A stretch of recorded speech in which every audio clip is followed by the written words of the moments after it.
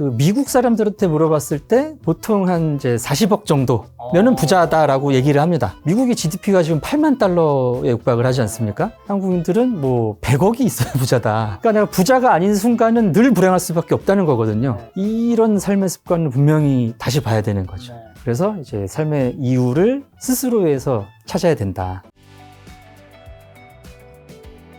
혹시 뭐 세계적으로 한국인 심리가 좀 다른 게 있나요? 지금 이제 연구들이 축적되고 있는 중인데요. 예전에는 이제 일본이나 한국이나 중국이나 이렇게 큰 차이가 없다라고 많이 봤었습니다. 실제로 그때가 없었던 건가 아니면 그때 그 차이를 몰랐던 건가요? 그때는 차이를 몰랐다고 할 수 있죠. 어떤 부분에서 차이를 봐야 될지 이제 생각이 없었는데 연구자들이 이제 한국과 일본의 어떤 기준을 제시를 하면서 일본하고 비교는 좀 나오고 있죠. 그 한국인들은 자기상이 이상적이다라고 할 수가 있을 것 같습니다. 예. 그래서 여기서 굉장히 많은 심리적인 프로세스가 연결이 되는데 일본 사람들은 자기를 조금 실제보다 작게 생각하는 경향이 있고요. 한국 사람들은 실제보다 좀 이렇게 과장해서 평가하는 경향이 있죠. 그걸 뭐 좋게 생각하면 그것 때문에 뭐 더 진취적으로 뭔가 할 수도 있고 반대로 하면 뭔가 허세와 어떻게 보면 겸손일 수도 있고 그런 식으로 이제 차이가 납니다.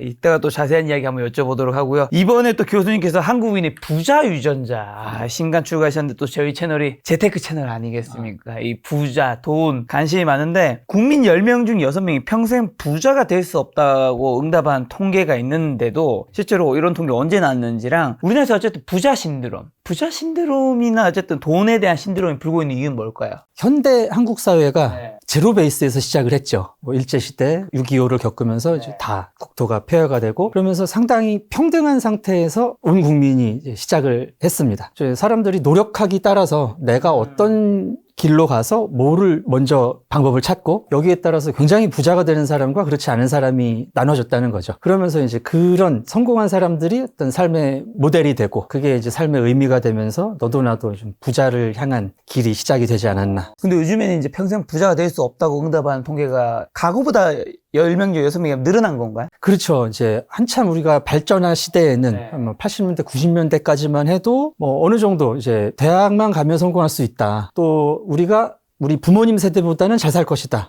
라는 희망이 있었죠. 그 시대에는. 근데 이제 사회가 점점 고착화가 되고 또 세계적으로 경제 성장이 멈추면서 너도 나도 부자가 될 수 있는 시기는 거의 이제 마무리가 됐다고 봐야죠. 근데 제가 알고 있기로 실제로 양극화는 사람들이 좀 더 뭐 커지고 있다 느끼지만 데이터상으로는 살짝씩 줄어들고 있다고. 양극화가. 양극화 자체는.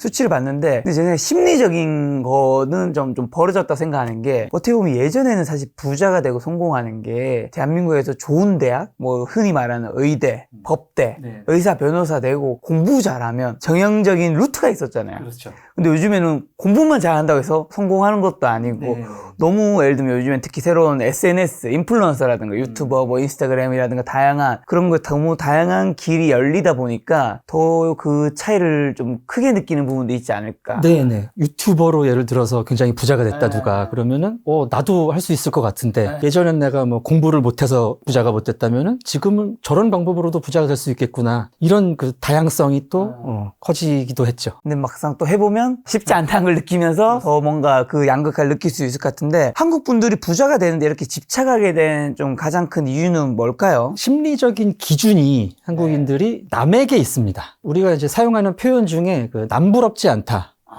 또는 남부끄럽지 않다 이런 표현이 있지 않습니까? 어떤 식으로든지 삶을 살다가 남과 비교를 하게 되면은 좀 부끄럽다. 저 사람이 더 잘 사는 것 같다. 이런 생각이 들면 굉장히 그 상대적 박탈감이 드는 거죠. 우리말로 하면 이제 한이 되는 거죠. 그러면서 이제 계속해서 나도 저렇게 잘 살아야겠다라는 동기로 연결이 되는 것 같습니다. 한국은 왜 그럼 이렇게 남을 신경 쓰는 거예요? 집단주의 문화인 측면도 있고요. 분명히. 그리고 또 하나는 이제 한국 사람들의 그 자기상 자체가 굉장히 고평가돼 있다라고 말씀을 드렸었는데 그거를 계속 확인하려고 하는 거죠. 고평가를 하고 확인하려면 나한테만 들 수는 없으니까. 그렇죠. 예. 내가 이 정도 좀 그래도 꽤 나아졌는데 누구랑 비교하면 어떨까? 이걸 계속 확인을 하면서 비교를 하게 되는 겁니다. 그러다 보니까 인생의 행복에 가장 큰 영향을 미치는 한국 이거 세계적으로 이제 조사를 했었죠. 아마 제가 알기로 17개국 정도 조사했던 것 같은데 다른 국가들 선진국은 가족이라고 답한 선진국이 아마 1위가 대부분 가족을 꼽았었는데 우리나라는 그 당시 돈이 1순위였습니다. 요거 어떻게 해석해야 될까요? 그렇다고 뭐 가족이 돈보다 소중하지 않다고 느낀 건 아닐 텐데 텐데. 이 부분을 이해하시기 위해서는 이제 역사를 좀 생각해 볼 필요가 있을 것 같은데요. 돈이 없어서 가족이 굉장히 불행했던 역사가 있었습니다. 뭐 일제강점기 계속 말씀을 드리는데 그때 사셨던 분들이 사실 제 세대의 할머니, 할아버지시거든요. 그래서 그걸 듣고 자랐고 또 뭐 5, 60년대 뭐 맨발의 기영이 뭐 이런 것만 봐도 되게 이제 살기 어려웠던 시대. 또 이제 뭐 90년대 들어서 조금 살만해졌다 싶으니까 IMF가 터졌고요. 또 뭐 경제 그런 이제 금융위기 2010년대 초반에 이런 것까지 뭐 지금까지 뭐 단 한 번도 우리가 마음 편하게 지낼 수 있었을 때가 없었죠. 그러면서 우리가 돈이 없을 때 얼만큼 그 가족이 힘들고 불행했는지 뭐 지금도 이제 굉장히 그 어린 친구들 아이돌 하는 그런 분들이 어렸을 때 되게 힘들게 살았다는 얘기를 하잖아요. 단칸방에서 없이 지냈다, 뭐 불 꺼지면 바퀴벌레가 나오는 집에서 살았다. 뭐 그런 기억 때문에 우리가 가족이 소중하지만 가족과 행복하려면은 돈이 그래도 있어야 된다. 이 생각 때문에 이렇게 결과가 나오지 않았을까 싶습니다. 부자들은 우리 교수님이 보셨을 때 일반 사람들 대비 좀 더 행복한 편인가요? 일반 사람들 대비. 부자들이 아무래도 다른 사람들보다 행복할 조건을 가지고 있는 거죠. 예, 뭐 먹고 싶은 거 있으면 먹고 몸이 안 좋으면 바로 치료받고 거기서 오는 이제 어떤 심리적인 안정감 이게 어떤 행복의 바탕이 될 수 있을 거는 같고요. 그러나 이제 행복을 정의하기 나름인데 행복의 상당 부분은 이 관계에서 나옵니다. 예, 내가 다른 사람들과 얼만큼 즐거운 시간을 보내느냐 이게 이제 돈만으로는 되는 게 아니거든요. 뭐 내 좋아하는 사람하고 멋진 데도 놀러 가고 맛있는 것도 사 먹을 수 있지만 또 뭐 재벌집이라든가 이런 사람들이 관계가 좋다 이렇게 또 꼭 보여지지는 않지 않습니까? 뭐 부자들이 기본적인 그런 삶의 조건이라는 측면에서 행복하기 쉬운 조건에는 분명히 있는 것 같습니다. 네. 그럼 많은 사람들이 이제 불행 이유를 이제 일반 사람들은 돈에서 많이 찾잖아요. 네. 그럼 부자들은 언제 좀 불행감을 느낄까요? 결국 그 말씀하신 관계 부족함이나 허탈함에서 올까요? 저는 이제 부자가 아니라서 잘 모르겠습니다만은 부자들은 그 자기의 부를 관리하고 또 더 부자가 되기 위해서 신경 쓸 게 굉장히 많지 않습니까? 그런 부분 때문에 이제 어떤 일상의 행복을 놓칠 여지가 그래도 있지 않을까 싶습니다. 그럼 돈이 많아지면서 좀 행복도도 올라가게 하려면 사실 이게 뭐 완벽한 삶이겠죠. 어떻게 해야 하는 걸까요? 심리학자들은 이제 행복 연구가들은 이제 행복에는 두 축이 있다라고 얘기를 하는데요. 한 축이 그 삶의 만족, 그리고 또 한 축은 이런 뭐 경제적인 부분이겠죠. 삶의 만족이라는 부분은 내가 삶에 부여한 이제 삶의 의미에서 나옵니다. 그래서 이제 내가 어떤 일을 하면서 사는지, 내가 살아갈 방향이 무엇인지 그 이유가 이제 나에서 나올 때, 그렇다면은 뭐 내가 좀 돈이 없더라도 또는 좀 돈이 많더라도 만족을 느끼지 않을까. 경제적인 것도 중요하지만 만족도 중요하다. 자, 한국인은 이제 우리가 신문기사 보면 영끌, B2 같은 단어 많이 들리잖아요. 부동산 오를 때도 이런 얘기 많이 들고 비트코인 오를 때도 이런 얘기 많이 들리는데 이런 도박적인 투자에 왜 이렇게 가감히 투자할까요? 좀 말씀하신 것처럼 한국인들의 어떤 경제 활동은 하이 리스크 하이 리턴에 좀 맞춰져 있죠. 그래서 그 얼마 전에 그 다니엘 카네먼 교수가 한 실험이 있습니다. A 조건에서는 1억을 100%를 받을 수 있다. B 조건에서는 1억을 받을 확률이 89%, 그리고 5억을 받을 확률이 10%, 그리고 1% 확률로 아무것도 안 줘요. 그러면 A를 선택하시겠습니까? B를 선택하시겠습니까? B 아니에요? 그게 이제 한국인들이라는 거죠. 아니 근데 1%가 너무 적잖아요. 네, 1%가 적은데 그래도 이제 다른 나라에서 이 실험을 했을 때는 확정된 100%라는 확률 쪽으로 사람들이 더 많이 간다는 거예요. 근데 한국인들은 B 쪽으로 1% 확률로 내가 아무것도 못 가질 수 있지만 거기다가 베팅을 한다는 거죠. 어떻게 보면 이제 그 오징어 게임 2에서 나오는 공유의 빵과 그 복권, 그 탁골 공원에서 아마 많은 분들 보셨을 텐데 맞습니다. 뭘 선택하시겠습니까, 선생님? 뭐 이런 장면 같네요. 항상 좀 위험한 거를 그게 더 이득이 된다면 선택을 해왔죠. 힘들게 부자가 된 후에도 더 많은 부를 원하는 심리, 요거는 왜 멈추지 않을까? 저도 이제 직업 특성상 자산가분들을 아무래도 많이 만나는데 만족이라는 거를 잘 하는 사람이 생각보다 많지 않더라고요.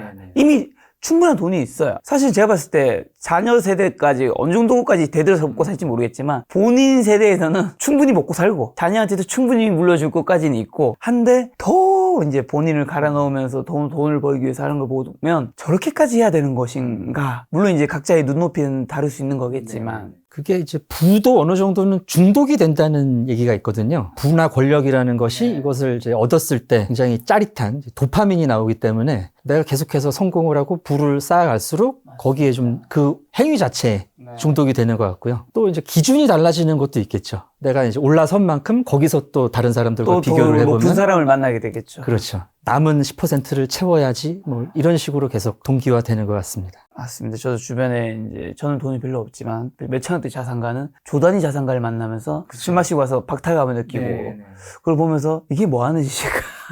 끝없는 위에는 있을 텐데. 자, 그러면 왜 한국에서는 부자를 불신하잖아요, 사실. 이 부자라는 단어가 한국 사람들에게 그리 좋은 이미지는 아니란 말이죠. 제 정당한 방법 성공하지 않았을 거야, 뭐, 배 아픈 심리도 있을 거야, 여러 가지 있고 한데, 또 본인들은 부자가 되고 싶어 한단 말이죠. 이 어떻게 보면 이중적 심리가 왜 강한 걸까요? 그게 일단은 부자가 되고 있는 심리가 기본적으로 있는 것 같습니다. 그게 이제 기본적인, 본질적인 마음이고요. 근데 내가 정작 실제로 쉽게 부자가 될 수 없으니까 이 사람들을 나쁘다라고 얘기를 하면서 어떤 그런 내가 부자가 되지 못한 것을 해소를 하는 거죠. 심리학에서는 이제 반동 형성이라고 하는데 내가 지금 원하고 있는 그 욕구와 반대가 되는 행동을 하는 겁니다. 그런 동기가 좀 있을 것 같고요. 어떻게 보면 내가 올라가는 것보다 끌어내리는 게 좀 더 쉬우니까. 뭐 꼭 끌어내린다라기보다는 이제 우리나라 그 전래동화라든지 전설, 홍길동전이라든가 뭐 임꺽정, 뭐 일지매 이런 사람들이 대부분 도둑이지 않습니까? 그래서 이제 조선시대 사람들도 뭔가 부자는 나쁜 놈들이다. 이제 의적, 의적이 인기가 있었던 이제 그런 심리가 이제 과거부터 좀 이어지는 거죠. 자, 또 우리를 불행하게 하는 마음 습관의 원인으로 국민평형 34평 아파트, 월 소득 500 이상 등 기준이 높아진 한국 사회라는 걸 언급하셨는데 이게 어떤 의미고 이 부분이 성장을 하는데 또 도움을 주는 영향도 있을 거란 말이죠. 일단 이건 어떤 의미죠? 요새 일부 그 커뮤니티에서 이제 평균 올려치기라는 말로 요 정도는 살아야 된다. 한국에서. 네. 평균이 이 정도다라고 나온 기준인데요. 사실 이 기준이 상당히 높습니다. 중위소득이라는 이제 기준이 있지 않습니까? 중위소득으로 봤을 때 한국인들의 그 50%에 해당하는 소득이 200만 원대 초반이라는 거죠. 근데 평균은 굉장히 높습니다. 이제 평균의 오류가 있는데 평균은 이제 극단값들이 포함이 돼요. 한국 그 GDP가 뭐 4만 달러 육박하니까 그러면은 뭐 한 400에서 500 뭐 이 정도 나오는 거죠, 평균이. 근데 그렇게까지는 받는 사람이 굉장히 적다는 거죠. 일단 돈을 가지고 계시거나 이제 돈을 버는 사람들이 굉장히 무지막지하게 버는 분들이 평균을 올리고 있습니다. 근데 사실 이제 중위소득 200만 원대 초반인 사람들이 오히려 더 많을 수 있는데 사람들은 그 평균이 한 500 정도 될 것이다. 뭐 한 30평대 정도는 살아야지 일반적인 사람들의 사는 모습인 것 같다라는 그런 생각을 하면서 스스로의 그 자기 상태를 상당히 불행하게 보게 되는 거죠. 근데 이제 그런 게 방금 김 작가님 말씀하신 것처럼 어떤 동기가 되는 거는 틀림없습니다. 난 잘 살고 싶은데 그 정도 잘 살지 못하니까 평균 정도는 그래도 내가 해야 되지 않겠느냐 라면서 이제 열심히 자기를 끌어올리는 동기가 되죠. 근데 200만 원 초반에 중위소득이라는 게 저 조금 이해 안 가는 게 요즘에 이제 저도 아르바이트를 고등학교 졸업하고 대학교 초반까지 굉장히 많이 했는데 요즘 아르바이트 시급이 굉장히 높단 말이죠. 아르바이트로만 한 달 동안 일을 해도 제가 알기로 200이 이제 되는 걸로 알거든요. 근데 왜 중위가 200 초반이 나와버리는 거죠? 그게 이제 평균과 수치의 어떤 오묘한 점이죠. 실질적으로 대한민국 사람들을 한 명 쭉 줄 세웠을 때 분명히 이제 50%에 해당하는 소득은 200만 원대 초반임이 틀림없습니다. 그 내가 어떤 판단을 할 때 정보를 받아들이잖아요. 가용성 휴리스틱이라는 말이 있는데 내 주변 사람들을 보면서 또는 뭐 내가 주로 보는 채널 주로 보는 TV를 보면서 어떤 판단을 내린단 말이죠. 뭐 재벌 2세까지는 아니어도 뭐 5, 600 벌면서 뭐 외제차 타는 사람 나오고 뭐 매체에서도 보여지고 내가 또 관심 갖고 보게 되는 사람들도 그런 사람이다 보니까 실제로 200 초반은 아니지 않을까 이런 이제 판단으로 자꾸 가는 거죠. 이게 아무래도 이제 60대 이후에 고령층에 일하시는 그 받는 연봉도 포함돼서 좀 그럴까요? 그렇죠. 이게 전 국민이 아무래도 포함이 되기 때문에 뭐 소득이 없는 분들도 계실 것이고. 자, 지금 국민평은 또 34평 아파트도 언급해 주셔서 한국에서 아파트는 어떤 의미가 가질까요? 다들 아파트 아파트를 엄청 가지고 싶어 하는 그게 있잖아요. 예를 들면 빌라나 뭐 오피스에 사시는 분들은 꼭 아파트를 마련하고 싶다라든가 내 집 마련으로. 그리고 제가 아는 어떤 자산가분은 한국인에게 아파트는 환이다. 한국인의 한이 아파트 같은 거다. 그렇죠. 이런 의미도 표현하시더라고요. 그러니까 지금 한 60, 70대 정도 되시는 분들이 한 뭐 젊은 시절 돈 모아서 집 사고 이제 이런 시기를 보내실 때 우리가 아파트가 지금처럼 규격화, 표준화가 됐죠. 공급이. 그래서 이제 그때 당시에 그분들은 사실 집도 없고 막 육남매 한 집에서 막 자기 방도 없이 사신 분들이거든요. 그래서 이제 내가 집을 갖고 싶은데 이 집이라는 것이 당시에 이제 막 보급이 되던 저런 아파트였으면 좋겠다. 라는 것이 어떤 이제 한국인들의 삶의 표준이 된 거죠. 그래서 저희 아버지도 그 집 사실 때 기억이 나는 게 마음에 드는 집을 사서 저희가 이사 가던 날 굉장히 막 거의 눈물을 보이실 정도로 기뻐하셨던 기억이 있습니다. 자, 아까 전에 국민평형 34평 아파트 월소득 500 이상 등 이런 평균 올려치기. 근데 실제 한국 중산층의 삶과 삶의 현실과 착각은 뭘까요, 그러면? 그게 이제 아까 말씀드렸던 어떤 중위소득의 함정, 평균의 함정이라는 게 있고요. 또 그러면서 이제 지금의 나의 현실을 불행하게 보는 거죠. 그러니까 나는 지금 평균에도 들지 못하는 사람이다. 자기 인식, 현실 인식으로 가면서 이유가 뭘까? 또 한국 사람들이 부자가 되기 위해서 굉장히 노력을 또 많이 하지 않습니까? 지금 뭐 대학도 다 진학률이 100%에 육박을 하고 투자라든가 뭐 여러 가지 자기가 공부를 해가지고 그렇게 노력을 했는데 평균도 가지 못하는데 나는 정말 불행하고 이렇게 노력하는 나를 평균도 살지 못하게 하는 이 나라는 정말 문제가 있고 이런 식으로 또 연결이 되는 거죠. 근데 말씀하신 대로 남들만큼 살고 싶은데 평균도 못 산다고 생각하는 사람들이 너무 많단 말이죠. 우리나라의 한국의 중산층인 분들이 꼭 하시고 싶은 말씀 같은 거 뭐 있을까요? 그 한국인들의 어떤 심리적인 과정이 굉장히 주관적인 측면이 있습니다.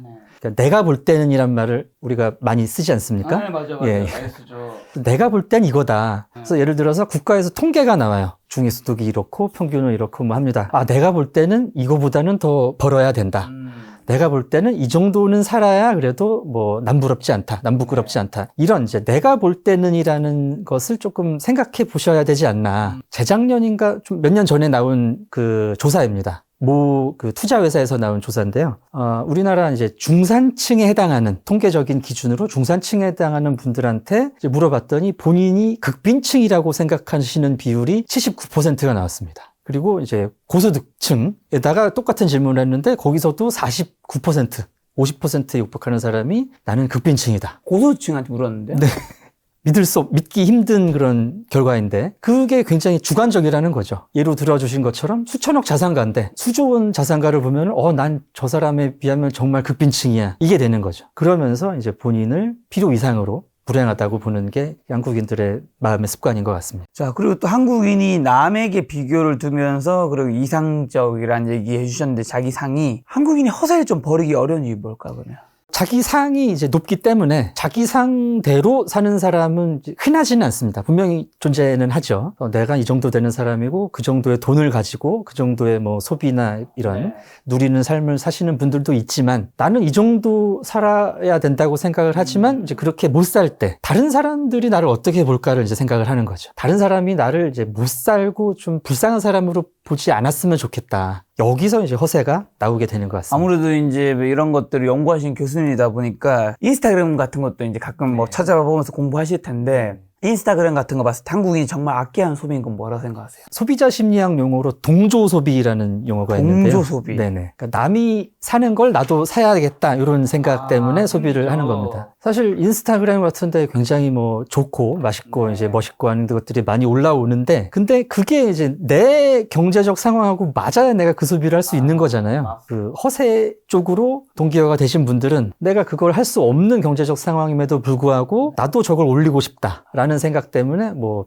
빚을 내서 대출을 받아서 거길 간다든지 이런 식의 굉장히 무리스러운 소비를 하게 될 수 있죠. 소득에 맞는 그 소비를 해야 되는데 그게 아닌 분이 좀 많다고 보시나요? 아무래도 한국에서는 많은 것 같습니다. 자, 그럼 우리가 부자가 되지 못했을 때 한국인이 부자 유전자라는 책도 내셨으니까 우리는 삶의 이유를 어디서 찾아야 될까요? 사실 부자 이게 뭐 절대적인 수치라기보다는 결국 상대적인 게 어느 정도 깔려 있잖아요. 그렇습니다. 부자라는 숫자는 뭐 우리나라에서 50%가 부자가 될 수 있는 건 아니니까 상위 뭐 우리가 생각하는 우리가 상위 10%를 부자라고 보통 보진 않으니까 1%도 요즘에 사실 부자라고 보지 않으시는 것 같아요. 왜냐하면 우리나라 제가 알기로 뭐 연도마다 조금씩 다르긴 하지만 플러스 마이너스 몇 억 정도 상위 1%의 순자산이 30억 정도인데 사람들한테 부자는 얼마 정도 있어야 될 것 같아 했을 때 요즘 30억 얘기하시는 분 없거든요. 50억보다도 요즘에는 대부분 100억을 얘기하시더라고요. 네네네. 그렇다면 100억은 제 생각에 0.1%가 80억이었는데 0.1% 안에 들어야 되는데 그러면 이제 1000명 중에 1명만 부자인 거고 네네. 나머지는 사실 부자가 아닌 거니까 네. 부자가 아닌 999명이 다 불행할 수는 없는 거잖아요. 맞습니다. 삶의 이유 어디서 찾아야 되나요? 이게 진짜 어려운 부분인데요. 네. 그러니까 삶의 이유를 스스로에게 찾을 수 있어야 된다. 이게 굉장히 뭐 이상적이고 아름다운 말씀입니다. 근데 이제 이게 안 되면은 계속해서 그 타인의 기준 또는 세상의 기준을 따라갈 수밖에 없으니까요. 네.